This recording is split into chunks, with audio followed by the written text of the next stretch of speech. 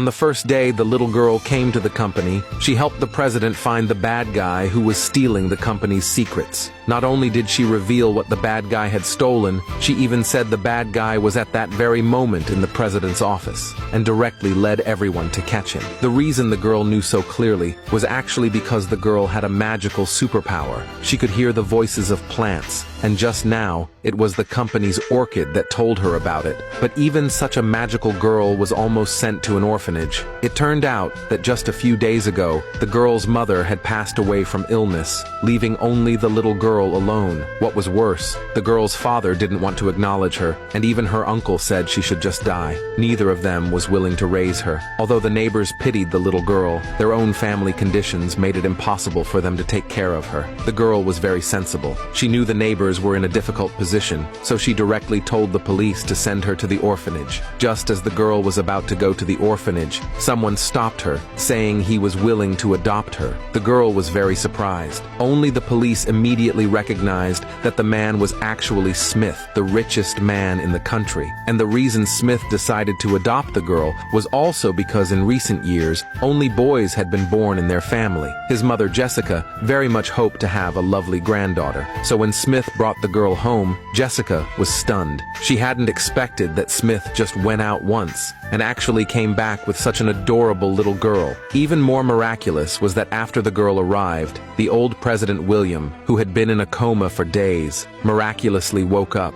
Jessica even regarded the girl as the family's goddess of fortune, saying the girl was her own granddaughter and loved her dearly. From then on, the girl lived like a little princess. Every time she opened her eyes in the morning, countless princess dresses would be laid before her. Not only that, whenever a new toy came out, it would always be sent to her first to choose. Even during the day, she had 4 handsome older brothers to play with her, and at night, Smith would tell her fairy tales to coax her to sleep. But the girl also did her best to repay everyone. When she learned through the plants that Uncle Jack wanted to commit suicide because of his disabled leg, she not only stopped Jack immediately, she even used her superpower to help Jack stand up again. And later, she used her superpower again to help Smith's company survive a crisis. Then one day, Smith, afraid the girl would get bored, took her to his company. And the company's employees, seeing their usually cold president actually had such a cute daughter, all adored her. After seeing the girl for the first time, they all said they wanted to give her gifts. But just then, employee Anna suddenly discovered her $30,000 ring was missing. She was very anxious because it was her favorite ring. When her colleagues heard what happened, they all helped Anna look for the ring, but unfortunately, they couldn't find anything. Just as Anna was about to break down, the girl suddenly heard the orchid on the desk speaking,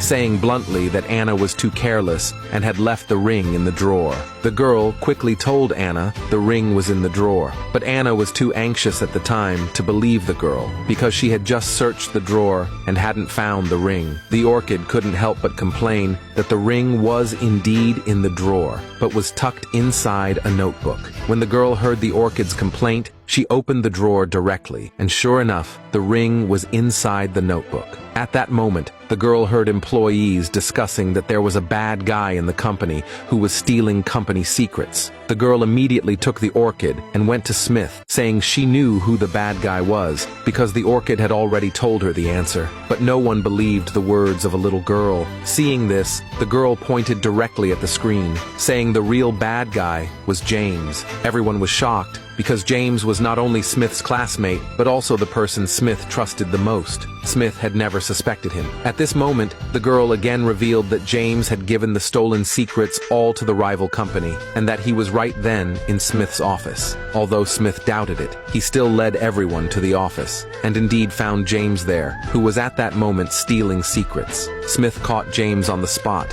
What pained Smith the most was that James betrayed him because he was lured by the rival company, thinking his own abilities could surpass Smith, and he wanted to start his own company. Having been betrayed, Smith beat James up.